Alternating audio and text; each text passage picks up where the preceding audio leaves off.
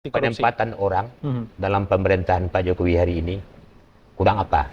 Wakil Menkumham yang hari ini profesor dari UGM itu ya. Bersih apa dia tidak? Masih terlibat. Menteri Pertanian dari gubernur 2 kali, dari bupati seterusnya. Kena juga. Firly Bahuri 3 bintang. Dari Kapolda, Kabar Kamil seterusnya. Kena juga. Itu orang. Sistemnya sudah dibangun belum? Regulasinya sudah dibangun belum? Inilah tugas pertama Prabowo ketika di awal pemerintahannya nanti. Makanya diperlukan dukungan politik dari DPR RI untuk menggolkan seluruh regulasi-regulasi itu. Nggak bisa hanya dengan orang. Orang bersih sudah dilakukan. Tetapi setelah dia masuk ke dalam itu, ketika sistem tidak mengatur, akhirnya mereka terlibat. Berapa risinya kita melihat seorang profesor hari ini, wakil menteri Hukum, guru besar di salah satu perguruan tinggi ternama, terlibat korupsi hanya 7 miliar dalam bentuk gratifikasi, dan seterusnya. Kurang apa profesor itu? Risih kita mendengarnya. Itu sudah orang baik. Kemudian tentang gaji-gaji ini. Sudah berapa kali pemerintah menaikkan gaji? Sudah sering. Gaji yang ke-13. Macam-macam. Justru kenaikan gaji itu berdampak kepada dunia usaha.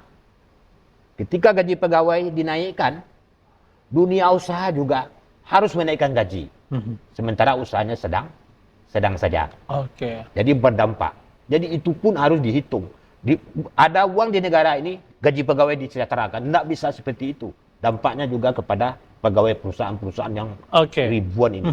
Agak berseberangan dengan tim Anies ini, Mete. Bagaimana, Mete? Tidak melulu tentang menyejahterakan pegawai gitu ya? Gini.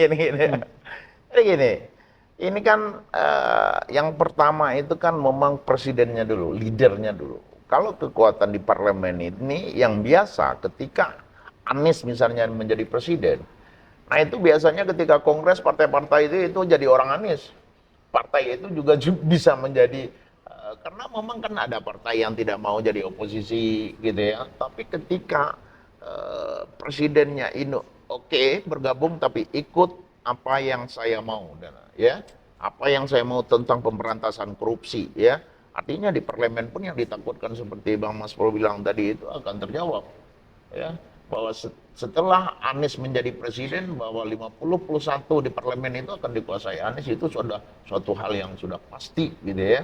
Wah ini apa Korea-Korea yang Balelo ini udah hilang dari peredaran ini. Nah ini yang pertama gitu ya.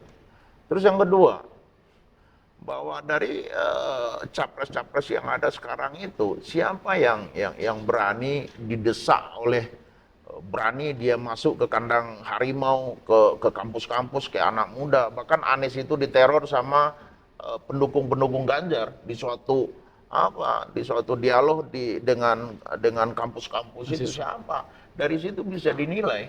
Kenapa? Karena ada pepatah orang tua kita dulu ya, berani karena jujur, takut karena salah. Nah, kenapa Anies itu berani? Karena dia yakin dia tidak melakukan apapun di masa lalunya, dan dia berani masuk ke kampus dan dia sampaikan apa, termasuk saya pendukung Ganjar, saya mau nanyakan ini. Oh dia berani dia untuk menjawab siapapun yang ingin mendowngrade dia dalam forum-forum itu. Kenapa? Karena itu orang-orang ibarat ameh go, oktai ku ameh, udah pelambek kare go. Artinya sangat rugilah bangsa Indonesia ini ketika orang baik, orang yang dari segi aspek apapun, dari religiusnya, dari keilmuannya, dari performannya, ya. Sangat rugi bangsa Indonesia bila ini pemimpin tidak kita amanahkan kepada seorang Anies Baswedan ini. Karena kita kan juga sebagai bangsa Indonesia kita bangga kita punya pemimpin. Karena apa? Pemimpin itu dia harus menjadi teladan. Ya, kenapa orang korupsi? Dia lihat pemimpinnya juga korupsi. Kenapa ada anggota yang korupsi? Nah, makanya dari kepala itu, ibaratnya ikan itu kan busuk dari kepala. Kalau kepalanya udah busuk, udah jangan makan lagi sampai ke ekornya. Berarti udah busuk.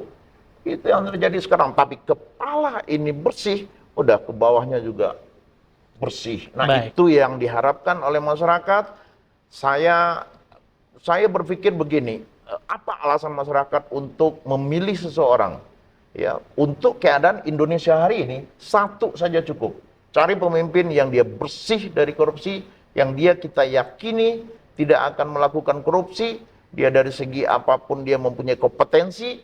Nah, yang paling penting sekali adalah bahwa memilih pemimpin itu atau pemilu ini kan kita bukan mencari orang yang paling sempurna, tidak. Tapi kita Tapi kita menghalangi orang jahat untuk berkuasa. Itu pemilu itu. Jadi pemilu ini kita tidak melihat orang yang paling sempurna, tidak ada. Nobody is perfect. Ya, no perfect in the world. Bahwa tidak ada orang yang sempurna.